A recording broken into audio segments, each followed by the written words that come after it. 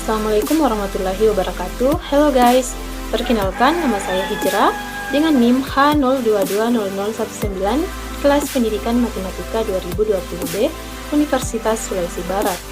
Nah, sebelumnya saya ucapkan terima kasih kepada Ibu Uhwa Hasanah SPS INPD selaku dosen pengampu mata kuliah problem pendidikan matematika. Nah, di sini saya kembali akan menjelaskan infografis terkait permasalahan pembelajaran secara umum dan solusi alternatifnya. Yang pertama di sini yaitu permasalahan pembelajaran bahasa Indonesia. Pembelajaran merupakan upaya membelajarkan siswa. Belajar bahasa pada hakikatnya adalah belajar komunikasi. Oleh karena itu, pembelajaran bahasa diarahkan untuk meningkatkan kemampuan belajar dalam berkomunikasi, baik lisan maupun tulisan. Sedangkan tujuan pembelajaran bahasa adalah keterampilan komunikasi dalam berbagai konteks komunikasi. Kemampuan yang dikembangkan adalah daya tangkap makna, peran, daya tafsir, menilai, dan mengekspresikan diri dengan berbahasa. Kesemuanya itu dikelompokkan menjadi kebahasaan, pemahaman, dan penggunaan. Adapun macam-macam permasalahan pembelajaran bahasa Indonesia meliputi yang pertama, yaitu pembelajaran bahasa tidak komunikatif. Sesuai dengan namanya, hakikatnya bahasa dan pembelajaran bahasa menekankan utama adalah menciptakan pembelajaran yang komunikatif. Dalam konteks ini, pembelajaran harus dilakukan dalam konteks komunikatif.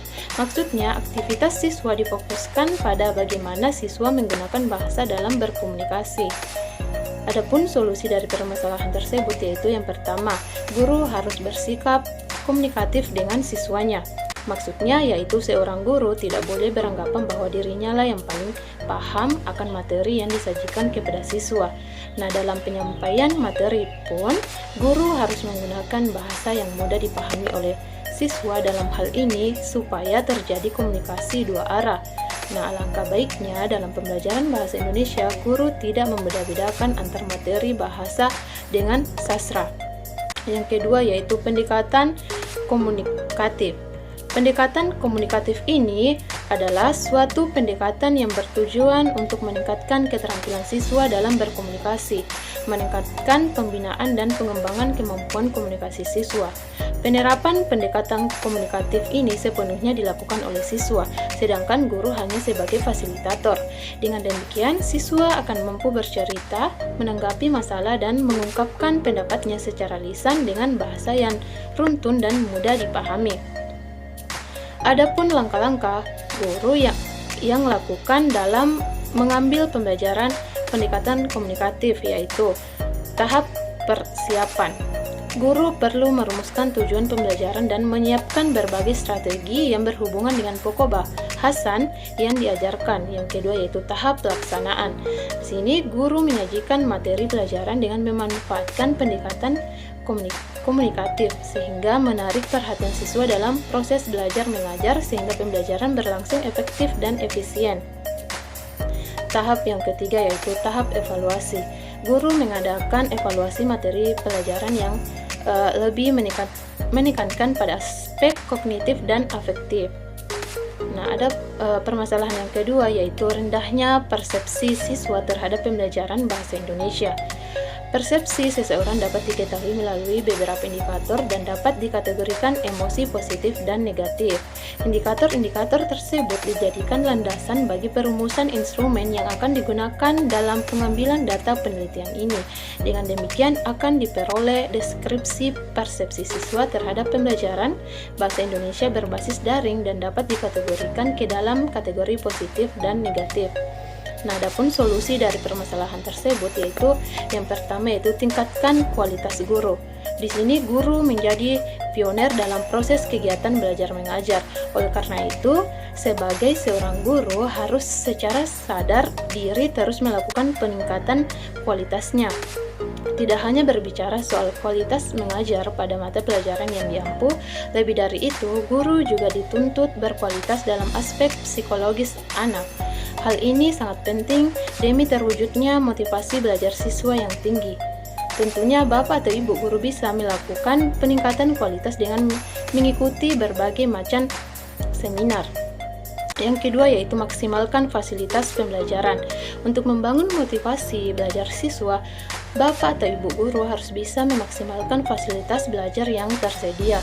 Di saat masa PJJ atau pembelajaran jarak jauh seperti ini, pemerintah melalui Kementerian Pendidikan dan Kebudayaan menyalurkan bantuan kuota internet. Nah, selain itu, Bapak atau Ibu guru juga sangat dianjurkan menggunakan sarana dan prasarana penunjang kegiatan belajar yang bisa memotivasi siswa. Nah, yang ketiga yaitu pilih metode pembelajaran yang tepat. Sebagai seorang guru, memang harus pandai dalam memilih suatu metode belajar yang tepat. Pemilihan metode belajar ini bisa menjadikan tolak ukur apakah siswa merasa jenuh dalam kegiatan belajarnya, atau bahkan merasa antusias dengan metode yang Bapak atau Ibu guru terapkan. Permasalahan yang ketiga yaitu alat evaluasi yang tidak relevan. Nah, dalam penyusunan soal tes tertulis, penulisan soal harus memperhatikan kaidah-kaidah penulisan soal. Nah, dilihat dari segi materi, konstruksi maupun bahasa. Selain itu, soal yang dibuat hendaknya menuntut penalaran yang tinggi.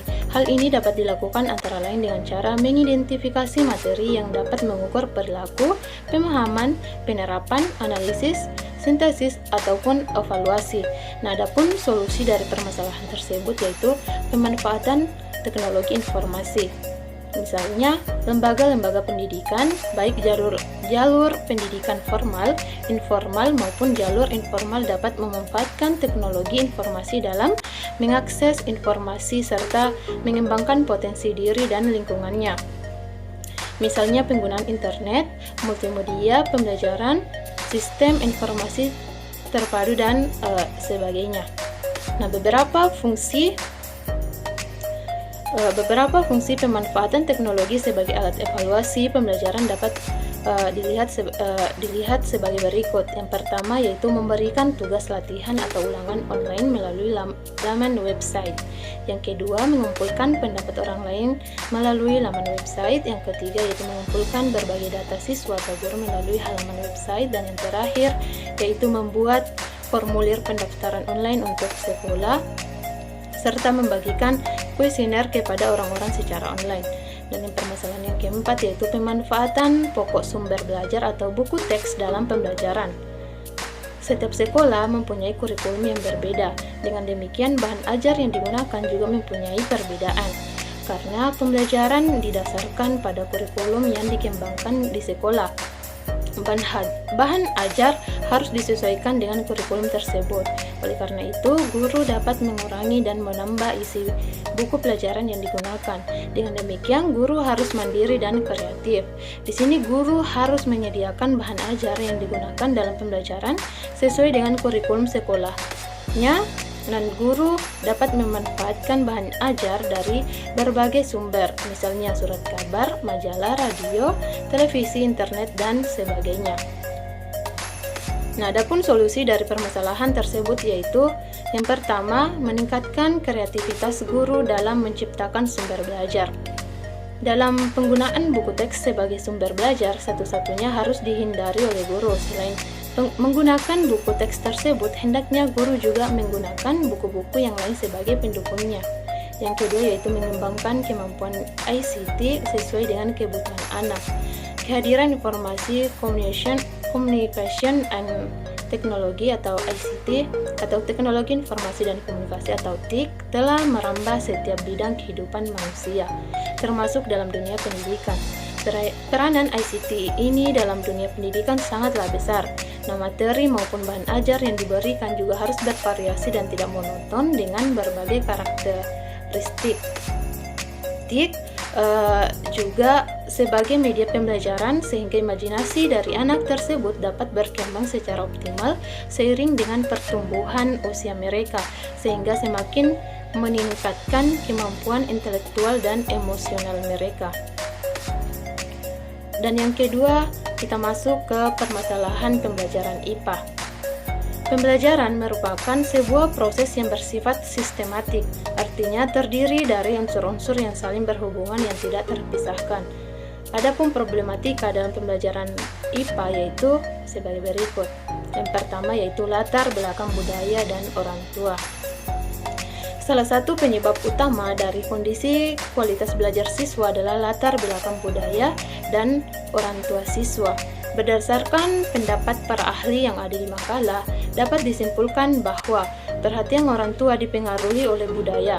Budaya yang menjadi latar belakang orang tua dapat mempengaruhi bagaimana orang tua tersebut memperlakukan anak laki-laki dan perempuan di dalam lingkungan keluarga, terutama pada kegiatan belajar. Nah, adapun solusi dari permasalahan tersebut yaitu yang pertama, mengadakan sosialisasi kepada masyarakat mengenai pentingnya pendidikan bagi kehidupan. Pemerintah perlu mengadakan kegiatan sosialisasi bagi mereka yang dirasa kurang mengetahui arti pentingnya pendidikan, karena kita ketahui bahwa masyarakat berperan sangat penting dalam perkembangan pendidikan anak. Oleh karenanya, masyarakat hendaknya ikut serta berpartisipasi dalam kegiatan pendidikan anak, baik langsung ataupun tidak langsung. Karena di dalam lingkungan keluarga dan sekolah serta masyarakat sangat memiliki keterkaitan. Solusi yang kedua yaitu menumbuhkan kebiasaan yang baik dalam belajar di sekolah. Dengan menumbuhkan kebiasaan yang baik dalam belajar di sekolah, maka pembelajaran akan berjalan sesuai dengan yang diharapkan oleh guru. Kebiasaan merupakan hal yang telah dilakukan berkali-kali, maka menumbuhkan sikap terbiasa ini tidak bisa instan dilakukan oleh seorang guru dan diperlukan waktu untuk membiasakan anak dalam belajar. Yang kedua yaitu komunikasi sekolah dan orang tua. Komunikasi antara sekolah dan orang tua merupakan media yang dapat menjaga keberlangsungan proses pengontrolan dan pengarahan untuk para siswa dalam belajar. Keterpaduan fungsional antara guru dan orang tua dapat berlangsung walaupun tidak diikuti oleh keterpaduan struktural. Hal ini dapat diwujudkan melalui suatu bentuk komunikasi spesifik berlandaskan tujuan-tujuan pendidikan secara utuh kepada siswa, khususnya dalam pembelajaran matematika. Nah, adapun solusi dari permasalahan tersebut yaitu yang pertama, menjalin komunikasi dengan keluarga siswa merupakan hal yang penting dalam kasus anak yang kurang mendapat perhatian dari orang tuanya. Guru mengajak orang tua untuk bekerja sama dengan memberi tahu tugas orang tua dalam pendidikan anaknya yang sudah menjadi kewajiban orang tua untuk andil dalam pendidikan anaknya. Dan yang kedua yaitu orang tua harus dapat menjadi kelompok yang dapat diandalkan dalam memenuhi kebutuhan baik fisik maupun psikologis. Sumber kasih sayang dan penerimaan serta orang-orang atau keluarga yang dapat diandalkan untuk memecahkan masalah yang dihadapi anak, khususnya dalam mendukung dan membimbing siswa dalam belajar. Permasalahan yang ketiga yaitu kondisi guru. Faktor dari permasalahan tersebut yaitu guru sulit memfokuskan diri untuk menyiapkan kegiatan belajar mengajar yang berkualitas, yang menyebabkan guru dengan sengaja tidak mau mengikuti program supervisi dan tidak mau introspeksi diri dalam perbaikan belajar mengajar. Selain itu, rendahnya kompetensi guru juga tidak terlepas dari permasalahan pribadi yang dihadapi oleh guru tersebut. Nah, adapun solusi dari permasalahan tersebut yaitu meningkatkan kompetensi guru dalam rangka meningkatkan kemampuan dan kompetensi guru dalam melaksanakan tugas profesinya. Maka peningkatan kemampuan dan kompetensi guru dapat dilakukan dengan mencakup kegiatan-kegiatan yang bertujuan untuk perbaikan dan pertumbuhan kemampuan, sikap, dan keterampilan yang harus dilakukan. Nah, dari kegiatan ini diharapkan akan menghasilkan suatu perubahan perilaku guru yang secara nyata. Perubahan perilaku tersebut berdampak pada peningkatan kinerja guru dalam proses belajar mengajar di kelas. Dan yang permasalahan terakhir yaitu sarana dan prasarana pendukung pembelajaran IPA. Kesulitan sekolah untuk memenuhi standar sarana dan prasarana pendukung pembelajaran terutama untuk pembelajaran IPA adalah faktor pendanaan.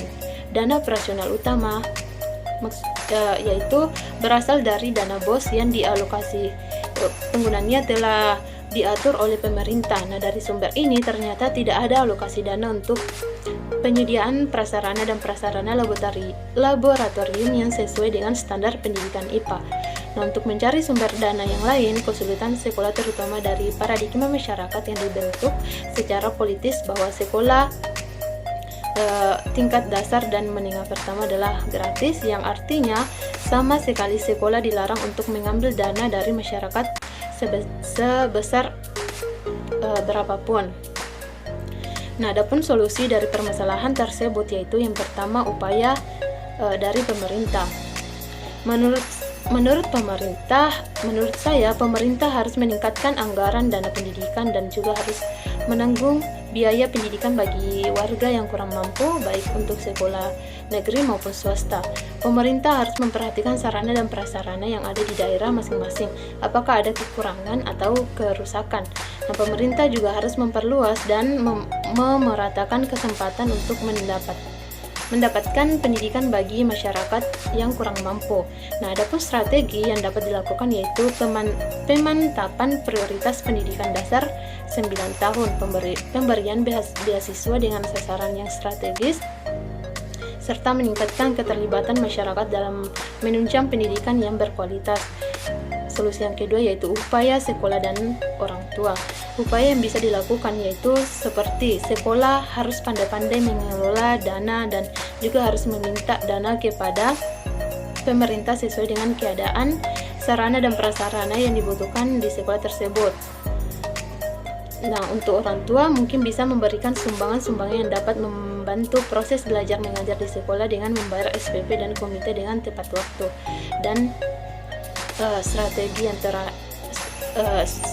solusi yang terakhir yaitu upaya lembaga pendidikan. Menurut saya, lembaga pendidikan di setiap daerah harus mendata sekolah-sekolah yang ada di sekitar untuk mengetahui sarana dan prasarana apa yang kurang dan perlu ditambahi atau diperbaiki lagi.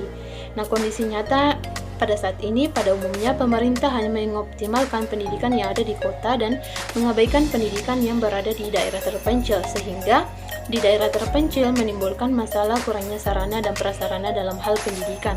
Contohnya tenaga pengajar yang menumpuk di daerah perkotaan, sedangkan di daerah terpencil minim akan tenaga pengajar.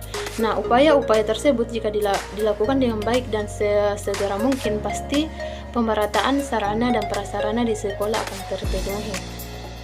Nah, itulah tadi penjelasan singkat mengenai permasalahan pembelajaran secara umum dan solusi alternatifnya. Lebih dan kurangnya mohon dimaafkan. Wabillahi taufiq wal hidayah. Wassalamualaikum warahmatullahi wabarakatuh.